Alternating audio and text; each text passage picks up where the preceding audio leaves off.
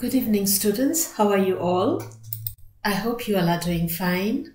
Now we have reached to Unit 15. The theme of today's lesson is War and Peace. So we are doing question answers of the lesson, Shall There Be Peace? Shall there be peace in this world? What do you think? We are learning, and all the students are learning in their daily lessons, that war is not good for anyone. War does not do good for anyone, so there should not be war in the world. But who is listening to this? Look at the war of Russia-Ukraine. It's still going on. In the same way, war between Israelis and the Hamas. There is always small wars and conflicts going on in different parts of the world, which is connected to racism, sexism, religion, a caste of people. On top of that, the natural calamity like floods during rainy season, the earthquake, storms, hurricane, tornado, landslides. And just look at the unpredictable climatic changes. During summer, days are extremely hot. Temperature is rising so high. We don't know why. It never used to be like this before. Now winter has come, we don't know what to expect. In European countries, they say that nowadays winter is so harsh, full of snowing everywhere. Why are we facing this kind of climatic changes? We don't know. We don't have the answer to this. We really don't know. And people are saying that another pandemic, which is 10 times more dangerous than corona, is coming soon. And our life is so full of struggle and hardship. Every day we have to suffer so much. Actually, we are fed up. I would say totally fed up. So please, no war, no more war. We don't want war anymore. Students, now let's turn to page 141. Ways with words. A. Match the words on the left side with their meanings on the right. A. Proclaim, which means declare. 5. B. Unswerving, which means steady or constant. Number 4. Number C. Magnanimous, which means generous or forgiving. That is number 1. D. Trample, which means crush. Number 10. E. Tremendous, which means huge. Number 7. F. Inevitable, which means unavoidable. Number 9. G. Dire, which means dreadful. Number 3. H. Anguish, which means distress. Number 2. I. Impending, which means steady or constant. Number 4. J. Ruthless, which means pitiless. Number 8. E. Fill in the blanks with the suitable word from the list given. A. The soldiers suffer appalling injuries during the attack. Appalling भनेको shocking. B.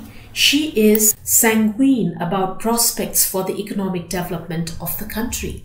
Sanguine means optimistic or positive. C. Innocent people get unexpected slaughter in the war. Slaughter भनेको killing. D. The crowd laughed at the absurdity of the singer's behavior. Absurdity भनेको stupidity or stupidness. The intellectual should be worried about the horror and futility of war. Futility means pointlessness or uselessness. F. He sensed her reluctance to continue the work. Reluctance means not willing to, not wanting to. G. They bestir themselves at the first light of morning. B-E-S-T-I-R, bestir. Bestir means make a physical or mental effort. Actually, the sentence should be, they bestir themselves to get up at the first light of morning. I hope you have understood, students. Now let's move on to our next section, that is comprehension. Answer these questions. A. Why was the Italian socialist Mergeri, some say Mergeri, treated like a madman? Answer. The Italian socialist Mergeri was treated like a madman because he had spoken a few natural human words. This means that if the person shows his soft side and humanly behavior, which has love, kindness, and forgiveness in it, people take him as abnormal and treats him like a mad man. Question B. Can political aims be attained by the criminal instrumentality of war? If yes, how? Yes, I think political aims of selfish and over-ambitious leaders can be attained by the criminal instrumentality of war. But these so-called power mongers and war profiteers should understand that the bigger, the bloodier, and how destructive these battles of the war prove to be, the less will be accomplished for the future, and there will be hatred and rivalries prevailing everywhere among people. They cannot use their own people for their selfish motive. See, which hopes and plans were said to be mutually contradictory? Answer. The politicians and the statesmen express great hopes of achieving ideal and humanitarian aims in their speeches. But in their minds, the plans are different. Like, for example, while all people with slightest experience of war and its suffering were awaiting the outcome of the Russian peace negotiations, people had great expectations that the conflict would be resolved and the war would come to an end. They were all praying for it with great hopes. But at such a time, preparations and planning were being made in France for a great destructive war. So these kinds of hopes and plans are said to be mutually contradictory. D. What can be the sacred duty of every man of goodwill on earth? Answer. The sacred duty of every man of goodwill on earth is to be aware and alert of what is happening around you and do whatever you can to prevent this ultimate disaster of war and mutual conflict. Don't say that we cannot do anything because we have no power. We cannot sit back and put the blame on the political leaders. We have to stop them from taking wrong decisions. E. Is it good to tacitly accept war as an instrument of politics? If not, what else should be done? Answer.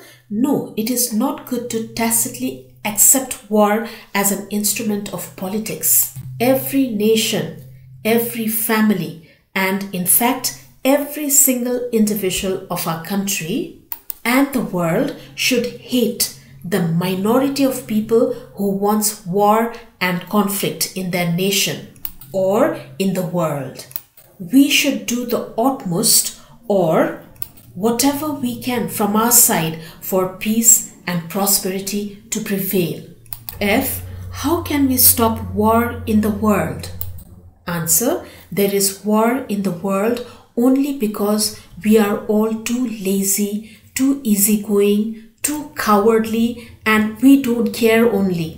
War is possible only because somewhere in our secret heart we approve or tolerate it. We let it happen as they come. We are the onlookers. But we can stop the war if we really want to. Whenever men have felt the action to be truly necessary, they have performed it against all resistance. Nothing could stop them. So everything is possible in this world only if we really want it. So we can stop war too, because war doesn't do good to anyone. So we should make a dire effort to take every opportunity to express our love for peace. We should resist or abstain from such useless provocations as the Wolf Dispatch and should stop talking like Sonino. We must expel or throw out those politicians or statesmen who conceive foreign policy in terms of self-seeking national programs and those who ignore the cry of mankind. We should not let their stupidity shed the blood of millions of innocent people. G. What is the main message of this essay? Answer. This essay discusses the disadvantages of World War I to the mankind. Only few people on this earth really wants war for their own benefit. They are called warmongers or war profiteers. The rest, that is majority of people, opt for peace. So we should be aware, and with the collective effort of the humankind, we can definitely bring peace on this earth. We should believe in the power within us. Now students, we have come to the critical thinking part. A. Are warmongers the greatest enemies for peace? What do you want to suggest to them? Answer. Yes, the warmongers are the greatest enemies for peace. They are always looking for their personal benefit, like to remain in power for a long time, or to influence people that they are the ultimate winners in the modern world. They try to advocate or promote war and violence, fighting against their enemy nations, and wants to show the world how much power they have, whether it is political or nuclear power, and to what extent they can go at the cost of lives of so many innocent people. That's why they are called the war profiteers. I would like to tell them that no one has the right in this world to play with human life. Killing millions of people, mass destruction of property, wealth, nature and natural habitat in the name of war and conflict is very foolish and a serious crime which cannot be forgiven. Before they take any decision, they should be aware of what they are doing. Now question B. The Nobel Prize winner American novelist John Steinbeck, who was born in 1902 and died in 1968, once said, "All war is a symptom of man's failure as a thinking animal." Do you agree with the novelist? Why? Answer. Yes, of course. War and violence is very negative in nature. War costs the lives of millions of innocent people. It takes so much money, time and effort to construct and set up a city or place. We have seen so many cities, big buildings and places being completely destroyed in a war. We can learn from our history, that is from our past, World War I and World War II. Lots of wealth, property and nature and natural habitat is being badly destroyed in the devastating war. Nobody, not even those warmonger leaders who decided to go into war for some benefits, are ready to take the responsibility of the huge loss incurred during the war. So we call them foolish animals and not human beings. If they were sensible human beings, they would be empathetic and would have humanly feelings towards each other. Everyone should remember that war doesn't do good to anyone. So we should try to solve our problems and conflicts in a peaceful manner. There are so many good options for it. Question C. Does any war end all wars and bring lasting peace to the world? Discuss. Answer. I think war doesn't end a war. It only enlightens more conflicts and misunderstanding between people and nations. We can see this from recent Russia and Ukraine war, which is still going on in the world. War means showing off ego, power and strength of wealth, technology, nuclear power, cleverness and cruelty by one nation to the other. Only bilateral talks, love, kindness, friendship, empathy, forgiveness, cooperation and coordination, mutual understanding, negotiating a solution based on fairness, having a win-win strategy, constructive idea sharing, Partnership, tolerance, union, and a strong teamwork can bring lasting peace in the world. Question D. Why do you think countries go in wars even though they have their own boundaries? Answer.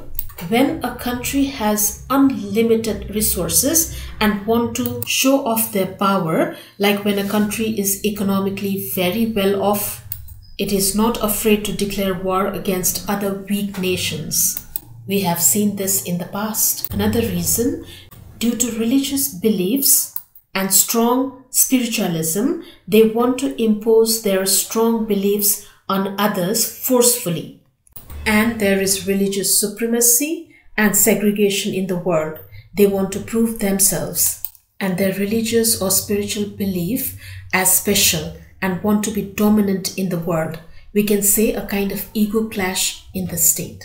Other causes are misunderstanding, lack of communication or miscommunication, wanting to enjoy unequal or unfair advantages from the other country, a strong desire to get unrealistic benefit from the weaker nation, having allies with strong nations or getting support, whether it is economic or financial, political and intellectual, from many nations, having outstanding skills in warfare, possessing a great amount of nuclear power, having large number of well-trained army forces. Some nations want to test their power and strength of war with the weaker nations before they create conflict and go into war with a more powerful nation. In fact, all powerful nations want to be dominant and on top so that they can easily capture or create market for their national products all over the world.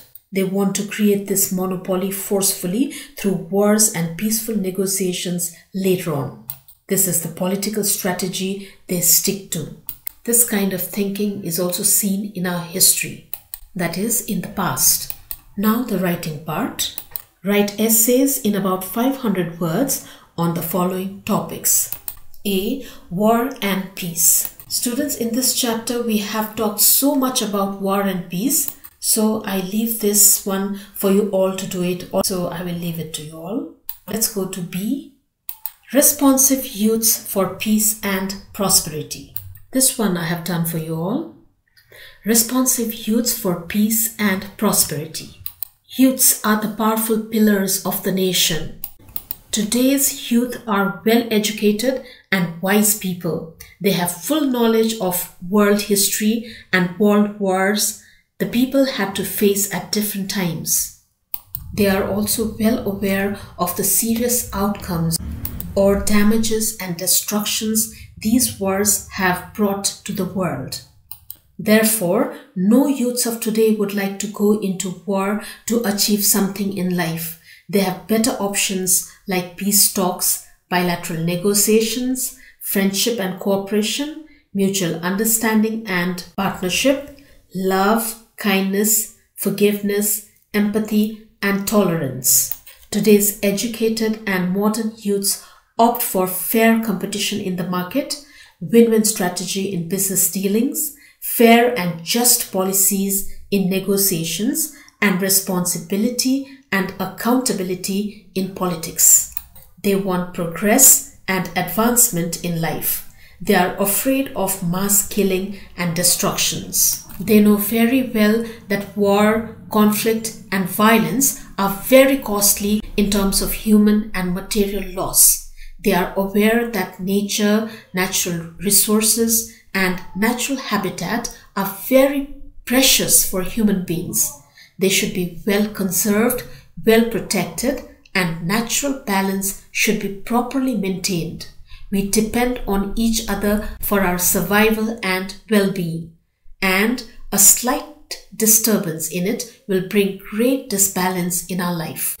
War and the use of atomic power and weapons such as bombs and explosions cause environmental pollution and brings about drastic climatic changes in the world. So they want to avoid all this as far as possible. We elders and seniors should guide and teach our youths how to live peaceful and prosperous life. We have become old and slowly inactive, but they are young, energetic, and active in every field of their life. So we have great hope that today's youth will maintain peace and prosperity in the world. Now students, turn to project work on page 144 or 144. Your project work is collect the photos from different sources that show devastating effects of war. Also, search the photos that show the effects of peace. Now make a picture storybook with captions about the bad effects of war and good effects of peace. So it's a kind of yin-yang, the brighter side and the darker side. At one side, you have to show that war is bad or war has bad effect, and on this side, all the goodness of peace, the good effects of peace. You can do this as group work. Search and collect as many photos as you can online. Then you can choose 50 best photos for each side, the good side, peace, and the bad side, war. You have to print the photo as it is, black and white or colored photos. You can stick it on A4 size paper, make some beautiful borders. Then you can give an appropriate caption for each photo, describing what is shown in that photo. But your captions should speak that war is bad and peace is good. Then you can organize a small exhibition where you can invite your principal, teachers, your friends, and even your parents if you want. It will be very interesting. Remember that the things that you see makes an everlasting impression on your minds. And of course, it has some influence in your heart too. Okay students, this is all for today. I'm going to come up with another video soon. Bye-bye and see you all. Take care.